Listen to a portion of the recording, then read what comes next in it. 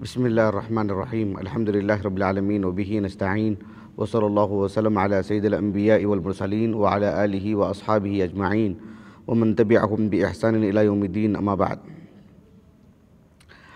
آج جو درس طے تھا، جو ہم نے جو اشتہار بھی عام کیا تھا، اس کا جو موضوع تھا شرعی احکام میں علت بیانی کی اہمیت۔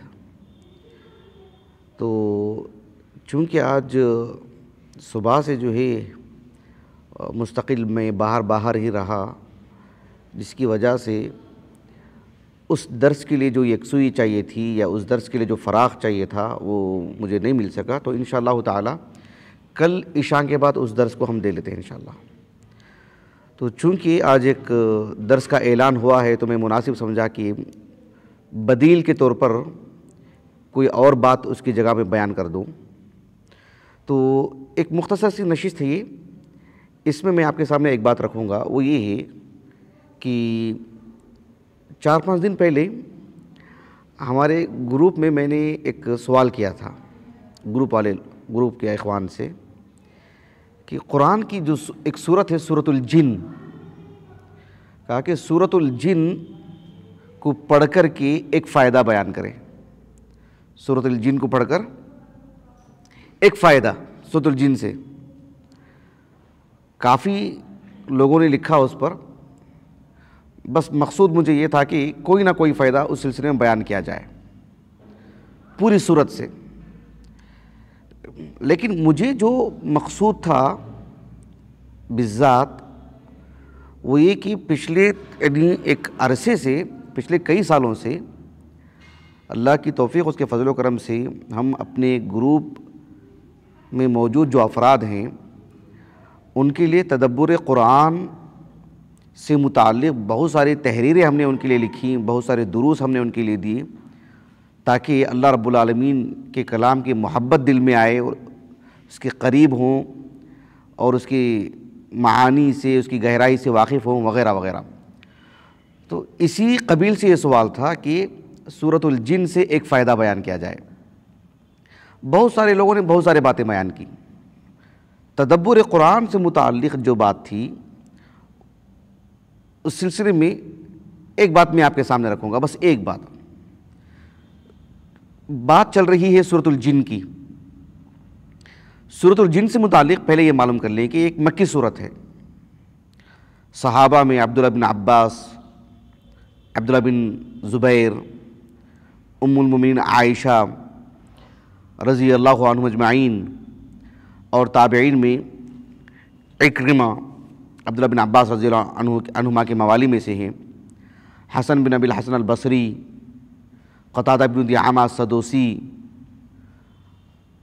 اور امام زہری ابن شہاب الزہری، علی بن ابی طلحہ، مقاتل بن سلیمان رحمہم اللہ اجمعین۔ ان سبھی اصحاب علم نے کہا کہ مکی صورت ہے۔ اہل علم کا اجماع ہے اس بات پر کہ یہ مکی صورت ہے، یہ مکی صورت ہے۔ ابن شہاب الزہری رحمہ اللہ نے مزید ایک بات یہ کہی کہ یہ سورۃ الاعراف کے بعد نازل ہوئی صورت ہے۔ اس صورت کی جو مقاصد ہیں، اس صورت کے مقاصد میں سے ایک مقصد میں آپ کے سامنے رکھوں گا، کیونکہ اہل علم ہر صورت کی کچھ مقاصد بیان کرتے ہیں کہ اس صورت میں کیا کیا مقاصد ہیں، اس صورت میں کیا کیا پیغام ہیں، اس صورت میں کیا خاص بات بتائی جا رہی ہے۔ سورۃ الجن سے متعلق ایک خاص بات یہ ہے، ایک خاص مقصد یہ ہے اس صورت کو نازل کرنے کا کہ اللہ سبحانہ و تعالیٰ نے اس صورت کے ذریعے سے یہ بتا رہے ہیں کہ قرآن کا جو پیغام ہے، توحید باری تعالیٰ، اللہ تعالیٰ کی الوہیت، رسول اللہ صلی اللہ علیہ وسلم کی رسالت، قرآن کا رب العالمین کا کلام ہونا، آخرت کا جو یوم الآخرہ، یوم القیامہ ایک طے شدہ دن ہے، برحق دن ہے، یہ سب جو باتیں ہیں انسان پر اللہ نے جو ہدایت کے طور پر جو قرآن نازل کیے ہیں اللہ کے رسول پر صلی اللہ علیہ وسلم اور پوری دنیا کے لوگوں کے لیے، تو قرآن کا جو پیغام ہے وہ انسان کی سطح کے عین موافق ہے، انسان کی فطرت کے عین موافق ہے، انسان آسانی سے سمجھ سکتا ہے، جن آسانی سے اللہ کے پیغام کو سمجھ سکتا ہے، کوئی پیچیدگی نہیں۔ یہ اس سورت کا مقصد ہے۔ سورۃ الجن سے متعلق جو مجھے آپ کو بات بتانی ہے وہ یہ کہ سورۃ الجن نبی کریم صلی اللہ علیہ وسلم پر کس مناسبت سے نازل ہوئی، اور اس سورت سے مجھے جو بات بتانی ہے وہ میں آپ کو بتانا چاہتا ہوں۔ ایک حدیث ہے متفق علیہ، امام بخاری رحمہ اللہ اپنی صحیح میں تو کئی جگہ پر لائے ہیں، صحیح بخاری میں ایک جگہ پر کتاب الاذان میں بھی لائے ہیں، باب القراءۃ فی صلاۃ الفجر، باب القراءۃ جہرا فی صلاۃ الفجر، صلاۃ الفجر میں قراءت جہری ہوتی ہے نا، وہ بتانے کے لیے امام مسلم رحمہ اللہ اپنی صحیح کی کتاب الصلاۃ میں لائے ہیں۔ امام نووی رحمہ اللہ نے بھی اسی سے ملتا جلتا باب قائم کیا ہے۔ عبداللہ بن عباس رضی اللہ عنہما اس واقعے کو بیان کرتے ہیں، حالانکہ اس واقعے کے وقت وہ یہ نہیں کہ وہاں نہیں تھے بلکہ وہ دنیا میں بھی نہیں تھے، لیکن یہ مراسل الصحابہ میں شمار ہوتی ہے روایت۔ عبداللہ بن عباس رضی اللہ عنہما کی روایت اسی قبیل کی ہے، میں کبھی تفصیل سے گفتگو کروں گا۔ عبداللہ بن عباس رضی اللہ عنہما سے جو روایت ہمیں ملتی ہیں 1000 سے زائد، لیکن وہ براہ راست جو نبی سے انہوں نے سنے ہیں وہ 14-15 کے آس پاس ہیں، میں کبھی انشاءاللہ اس پر تفصیل گفتگو کروں گا انشاءاللہ تعالی۔ تو عبداللہ بن عباس رضی اللہ عنہما کہتے ہیں کہ رسول اللہ صلی اللہ علیہ وسلم صحابہ کی ایک جماعت کے ساتھ سوق عکاظ، جو اس وقت کا ایک معروف بازار تھا، اس جانب گئے۔ آپ علیہ السلام دعوت و تبلیغ کے لیے آس پاس کے علاقوں میں جایا کرتے تھے۔ طائف جانے کا جو راستہ ہے عرفات کے قریب وغیرہ، وہاں پر آپ علیہ السلام گئے، آپ نماز پڑھ رہے تھے۔ اچھا ہوا کیا، اس وقت نبی کریم صلی اللہ علیہ وسلم کی بعثت سے پہلے یہ جو شیاطین ہوتے تھے یہ آسمانوں کے پاس جاتے، آسمانوں کے قریب، وہاں مقاعد ہیں، وہاں پر بیٹھتے، اور جب اللہ تعالیٰ کی طرف سے وحی نازل ہوتی تو ایک آدھ بات سن لیتے اور پھر آ کر کے اس کو پھیلاتے، یا جس سے ان کو انس ہوتا یا جس کے وہ قریب ہوتے جادوگر اور کاہن وغیرہ سے، ان کو جو ہے وہ بات بتا دیتے، 100 جھوٹ ملا کر کے، معروف قضیے ہیں سب، ہم لوگ پڑھتے رہتے الحمدللہ۔ اور پھر وہ لوگوں کو جب بات بتاتے ہیں تو وہ ایک آدھ بات کبھی صادق آ جاتی ہے تو لوگوں میں اعتبار بڑھ جاتا ہے کہ بھائی انہوں نے جو کہا وہی ہوا ہے۔ تو آسان سا معاملہ تھا ان کے لیے، جاتے اور پھر جو ہے کچھ سن کر آ جاتے۔ لیکن ہوا یہ کہ نبی کریم صلی اللہ علیہ وسلم جب اپنے صحابہ کے ساتھ نکلے، عبداللہ بن عباس رضی اللہ عنہما ایک اس کا پس منظر بتاتے ہیں، کہتے کہ یہ اس وقت کا معاملہ ہے، وَقَدْ حِيلَ بَيْنَ الشَّيَاطِينِ وَبَيْنَ خَبَرِ السَّمَاءِ، کہتے کہ اس وقت کی بات ہے جب اللہ سبحانہ وتعالیٰ نے نبی کریم صلی اللہ علیہ وسلم کو جب نبی بنائے نا، جب آپ پر وحی کا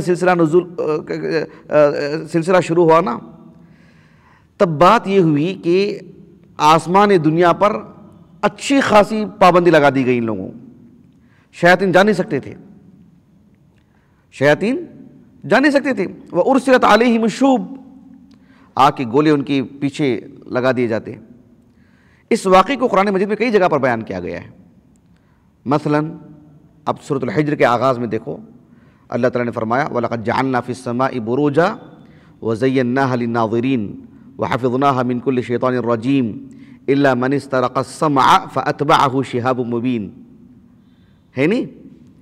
سورۃ الصافات کے بھی آغاز میں ہے إِنَّا زَيَّنَّا السَّمَاءَ الدُّنْيَا بِزِينَةٍ لِلْكَوَاكِبِ وَحِفْظًا مِنْ كُلِّ شَيْطَانٍ مَارِدٍ لَا يَسَّمَّعُونَ إِلَى الْمَلَإِ الْأَعْلَى وَيُقْذَفُونَ مِنْ كُلِّ جَانِبٍ دُحُورًا وَلَهُمْ عَذَابٌ وَاصِبٌ إِلَّا مَنْ خَطِفَ الْخَطْفَةَ فَأَتْبَعَهُ شِهَابٌ ثَاقِبٌ۔ یہ جو آیات ہیں خود آپ سورۃ الجن میں دیکھ لیجئے، وَأَنَّا لَمَسْنَا السَّمَاءَ فَوَجَدْنَاهَا مُلِئَتْ حَرَسًا شَدِيدًا وَشُهُبًا وَأَنَّا كُنَّا نَقْعُدُ نقعد منها مقاعد للسمع فمن يستمع الآن يجد له شهابا رصدا. تو اس کی طرف اشارہ کر رہے ہیں عبداللہ بن عباس رضی اللہ عنہما. نبی کریم صلی اللہ علیہ وسلم کی بعثت سے پہلے ان کے لیے بڑی آسانی تھی، جا کے ایک آدھ بات سن کے آ جاتے. لیکن جب انہوں نے محسوس کیا شیاطین نے کہ اب سننے کے لیے جاتے ہیں، بیٹھنے کے لیے جاتے ہیں اور اتنا سخت پہرا لگا دیا گیا ہے، اب آسان نہیں. وہاں جاتے ہیں تو پھر پیچھے ایک آگ کا شعلہ ان کے پیچھے لگا ہوا. بات سمجھ میں آ رہی؟ جب شیاطین کو یہ احساس ہوا کہ ایسا کیوں ہو رہا ہے، اچانک کبھی ایسا نہیں ہوا تھا، تو یہ سب جمع ہو گئے ابلیس کے پاس. ابلیس کے سامنے اس مسئلے کو رکھیں. اب ابلیس نے جنوں کو یہاں وہاں بھیج دیا، جاؤ جا کر کے دیکھ کر کے آؤ، خبر لے کر کے آؤ کہ ہوا کیا ہے، کیا ہو رہا ہے یہ سب. تو جنوں کی ایک جماعت جو بہت ہی محترم، معزز، پڑھے لکھے، چنندہ جو افراد تھے، نصیبین سے آئے تھے. کہاں سے؟ یہ ترکی میں آتا ہے غالباً ابھی، یا ملک شام کی سرحد پر آتا ہے نصیبین. وہاں سے آئے تھے تقریباً 7 یا 9 جن. ان میں سے ایک نام ملتا ہے زوبعہ. اتنی بڑی تعداد میں یہ آئے تھے، ایک وفد 10 کے قریب. اور یہ آئے تہامہ کی جانب. تہامہ کی جو پہاڑیاں ہیں نا، ہمارے پاس مستقل کتاب ہے تہامہ کی پہاڑیوں سے متعلق. یہ جو مکہ کی جو وادیاں ہیں، پھر طائف کے آس پاس کی جو پہاڑیاں ہیں، ان سب کو تہامہ کی پہاڑیاں کہا جاتا ہے. تہامہ. جب یہاں پر یہ لوگ پہنچے تو پھر ایک عجیب و غریب منظر انہوں نے دیکھا، کیونکہ ابلیس نے ان لوگوں سے کہا تھا کہ فَضْرِبُوا مَشَارِقَ الْأَرْضِ وَمَغَارِبَهَا، دنیا کے پورے مشرق اور مغرب میں پھیل جاؤ، خبر لے کر کے آؤ. کیوں پابندی ہے اس آسمان پر ہم لوگوں کو؟ کیا بات ہے؟ تو جنوں کی ایک جماعت جب ادھر آئی تو اس وقت عبداللہ بن عباس رضی اللہ عنہ کہتے ہیں کہ وَكَانَ يُصَلِّي بِالنَّاسِ صَلَاةَ الْفَجْرِ، وَكَانَ يُصَلِّي بِأَصْحَابِهِ صَلَاةَ الْفَجْرِ. نبی کریم صلی اللہ علیہ وسلم صحابہ کو وہاں پر جمع کر کے فجر کی نماز پڑھ رہے تھے. اِنَّ قُرْآنَ الْفَجْرِ كَانَ مَشْهُودًا. اِنَّ قُرْآنَ الْفَجْرِ، فجر کی نماز کو قرآن سے کیوں جوڑا گیا؟ اس لیے کہ اس میں تلاوت طویل ہوتی ہے. تلاوت کیا ہوتی ہے؟ طویل ہوتی ہے عام نمازوں کے مقابلے میں. نبی کریم صلی اللہ علیہ وسلم فجر کی نماز پڑھا رہے تھے، قرآن پڑھ رہے تھے، اور فجر کی نماز تھی تو تلاوت بھی کافی طویل تھی. اور پڑھنے والے نبی کریم صلی اللہ علیہ وسلم ہیں جن پر قرآن نازل ہو رہا ہے. کتنی مؤثر قرات رہی ہوگی وہ. البتہ کیا پڑھا آپ صلی اللہ علیہ وسلم نے اس وقت فجر کی نماز میں، اس کا کہیں ثبوت نہیں ملتا ہے. کن صورتوں کی تلاوت فرمائی آپ نے، اس کا ثبوت نہیں ملتا ہے. سورۃ الرحمن کا جو ذکر آتا ہے سنن ترمذی میں، وہ کسی اور حادثے، کسی اور واقعے کی بات ہے، کیونکہ یہ تو آغاز کی بات ہے. یہ پہلی مرتبہ کا جنوں کا معاملہ سامنے آیا ہے. اس وقت کیا پڑھا آپ نے نماز میں، اس کا کہیں ثبوت نہیں ملتا ہے. لیکن نبی کریم صلی اللہ علیہ وسلم سے جب انہوں نے تلاوت سنی تو تلاوت سننے کے بعد جیسی نبی کریم صلی اللہ علیہ وسلم تلاوت کر رہے تھے، عبداللہ بن عباس رضی اللہ عنہما کہتے ہیں کہ جب نبی کریم صلی اللہ علیہ وسلم نماز میں قرآن پڑھ رہے تھے، کہا کہ ان سبھی لوگوں نے اذا سمعوا القرآن، کہا کہ فاستمعوا لہ، قرآن سب سننے لگے تو دھیان سے سننے لگے. کہا کہ اذا سمعوا القرآن استمعوا لہ، ایسا کہا. استمعوا لہ، کیا کہا؟ جب قرآن کو سننے لگے تو کہا استمعوا لہ، پورے دھیان سے سننے لگے قرآن کو. اور جیسے فارغ ہوئے آپ صلی اللہ علیہ وسلم تو اللہ کے رسول سے ملاقات نہیں ہوئی ان کی، یہ یوں ہی واپس چلے گئے اور جا کر کے اپنی قوم کے لوگوں سے کہا انا سمعنا قرآنا عجبا یہدی الی الرشد. سمجھ رہے ہیں آپ؟ یہی واقعہ ہے. بعد میں یہ آیتیں نازل کر کے اللہ کے رسول کو خبر دی گئی کہ یہاں پر جن آئے تھے اور آپ کی تلاوت سن کر کے گئے. اس کے بعد کئی مرتبہ جن آئے، آپ کا سامنا ہوا، بات چیت ہوئی، بلکہ اللہ کے رسول ان کے پاس ملنے کے لیے گئے صلی اللہ علیہ وسلم. لیکن یہ پہلا معاملہ ہے نا. یہ جو آیتیں ہیں سورۃ الجن کے آغاز میں، جس میں اس بات کی خبر دی گئی کہ انہوں نے قرآن سنا اور جا کر کے لوگوں کو، اپنے برادری کے لوگوں کو بتایا، اس سے ملتی جلتی آیات سورۃ الاحقاف کے اواخر میں بھی ہیں. حافظ ابن کثیر رحمہ اللہ کہتے ہیں کہ سورۃ الاحقاف کی جو آیتیں ہیں بالکل اسی کے مماثل ہیں، گویا کہ دو الگ الگ جگہ بیان کی گئی ہیں لیکن ایک ہی واقعے سے متعلق۔ سورۃ الاحقاف کے واقعے میں وَإِذْ صَرَفْنَا إِلَيْكَ نَفَرًا مِنَ الْجِنِّ يَسْتَمِعُونَ الْقُرْآنَ فَلَمَّا حَضَرُوهُ قَالُوا أَنصِتُوا، انہوں نے آپس میں کہا کہ خاموش رہو، کچھ پڑھا جا رہا ہے۔ قرآن کو جب انہوں نے دھیان سے سنا تو فوراً گئے اور جا کر کے کتنا عظیم الشان تعارف کروایا، کہا کہ اِنَّا سَمِعْنَا قُرْآنًا عَجَبًا يَهْدِي إِلَى الرُّشْدِ فَآمَنَّا بِهِ وَلَن نُشْرِكَ بِرَبِّنَا أَحَدًا وَأَنَّهُ تَعَالَى جَدُّ رَبِّنَا مَا اتَّخَذَ صَاحِبَةً وَلَا وَلَدًا۔ کیا عظیم الشان تعارف۔ تو میرا جو سوال تھا کہ سورۃ الجن سے ایک فائدہ بیان کیا جائے، تو اس سلسلے میں کئی اخوان نے کئی باتیں لکھی ہیں۔ میں تدبر قرآن سے متعلق جو خاص بات بتانا چاہ رہا تھا وہ یہ کہ جنہوں نے قرآن کو صرف ایک آواز آ رہی ہے ایسے نہیں سنا، بلکہ اس پیغام میں غور کیا، پہلی ملاقات میں پہلی مرتبہ قرآن سن رہے ہیں، اتنی سنجیدگی سے قرآن سن رہے ہیں، اور اتنی سنجیدگی سے قرآن سن کر کے غور و فکر کیا، تدبر کیا، اور دل بدل گئے ان کے باذن اللہ تعالی۔ سمجھ رہے؟ اب مان لیجئے کہ ہم بحیثیت مسلمان، خاندانی مسلمان، بچپن سے ہم قرآن پڑھتے آ رہے ہیں، ہمارے گھر میں کتنی ایسی بوڑھی خواتین ہیں، بزرگ خواتین ہیں، بزرگ مرد حضرات ہیں جو عام طور پر گھروں میں رہتے ہیں۔ ان سے ایک سوال جب ہم کرتے ہیں یا وہ کہتے ہیں ہم سے کہ جو ہم نے 50 مرتبہ قرآن پڑھا، ترجمے کے ساتھ پڑھا، 50 مرتبہ پڑھا، 40 مرتبہ پڑھا، کوئی اور عدد بتاتے ہیں۔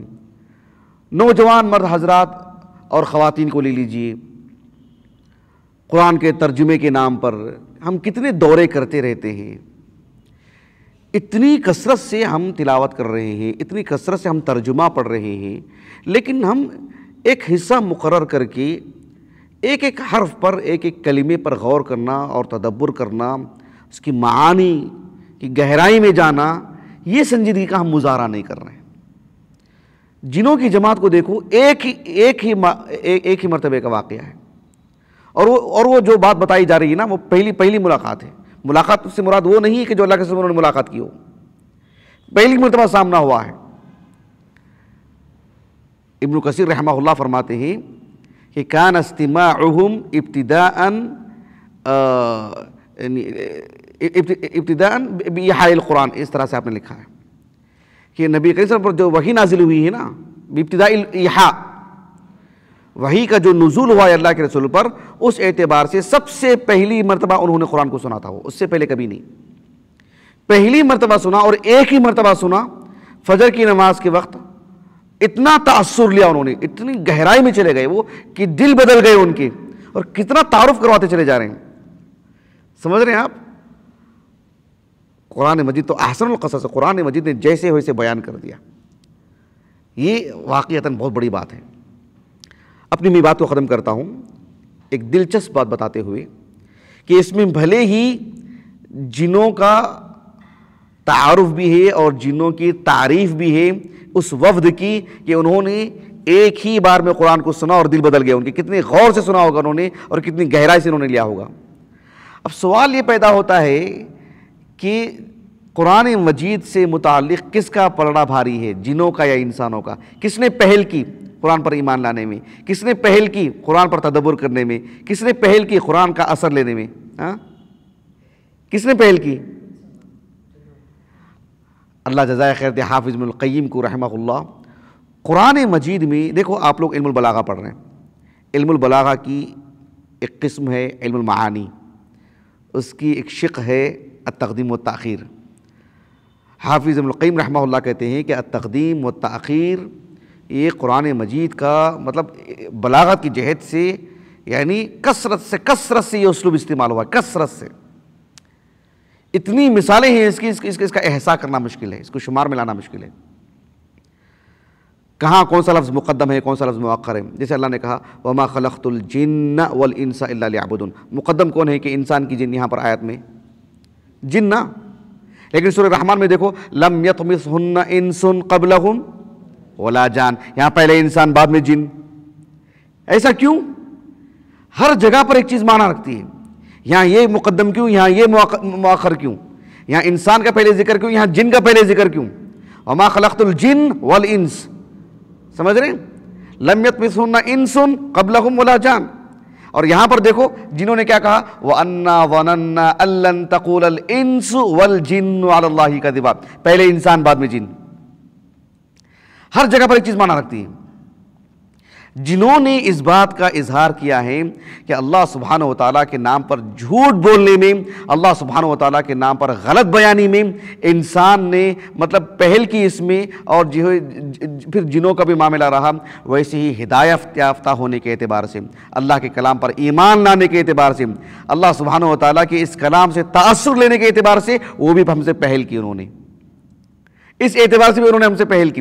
وَأَنَّا ظَنَنَّا أَن لَّن تَقُولَ الْإِنسُ وَالْجِنُّ عَلَى اللَّهِ كَذِبًا، پہلے انسان کا ذکر اس لیے کہ گمراہی کے اعتبار سے جب ان کا نام پہلے ہے تو ہدایت کے اعتبار سے بھی، اللہ پر ایمان لانے کے اعتبار سے بھی، اللہ کی قربت اختیار کرنے کے اعتبار سے بھی، یہاں صرف لفظی اعتبار سے تقدیم نہیں ہوئی ہے، ان کے کردار کے اعتبار سے بھی ان کو جو مقدم رکھا گیا ہے. یہ حافظ ابن القیم نے کہا رحمہ اللہ. بہرحال یہ بتانا مقصود تھا کہ اللہ سبحانہ و تعالیٰ کے کلام کو اگر جو ہے یعنی سنجیدگی سے سنیں، غور سے سنیں، معانی پر جو ہے یعنی ایک اچھی نظر رکھیں، تدبر سے کام لیں، تو پھر ایک آیت بھی کافی ہے مطلب اللہ سبحانہ و تعالیٰ کے کلام کو، مطلب اللہ کے کلام کو سمجھنے کے لیے. اللہ کا کلام ہے اور جو سے دل کی دنیا بدل جاتی ہے. ورنہ 10 مرتبہ بھی دورے کریں اس کا اپنا الگ فائدہ ہے، اس کی حقارت نہیں ہے کہ ان کتنی مرتبہ تلاوت کیا ہے، کتنی مرتبہ ترجمے سے پڑھا ہے. بات اس پہ نہیں جاتی ہے آپ نے کتنا ٹھہر کر کے سمجھا ہے، کتنے آپ کے دل میں جو ہے مطلب تبدیلی آئی ہے، کہاں ٹھہر کر کے آپ نے رویا ہے، کہاں ٹھہر کر کے آپ مطلب غور و فکر ہی کرتے رہ گئے بھی کیا بات ہے اس میں. یہ بہت اہم چیز ہے. ٹھیک ہے، آج کے درس کے لیے اتنی بات کافی انشاءاللہ. کل انشاءاللہ تعالیٰ جو آج کا ہمارا جو درس تھا، جو آج خاص میں چونکہ نہیں تھا یہاں پر، میں ابھی آیا میں، تو انشاءاللہ تعالیٰ کل جو ہے اس درس کو ہم آپ کے سامنے جو ہے القاء کریں گے انشاءاللہ تعالی. سبحانک اللہم و بحمدک، اشہد ان لا الہ الا انت، استغفرک و اتوب الیک.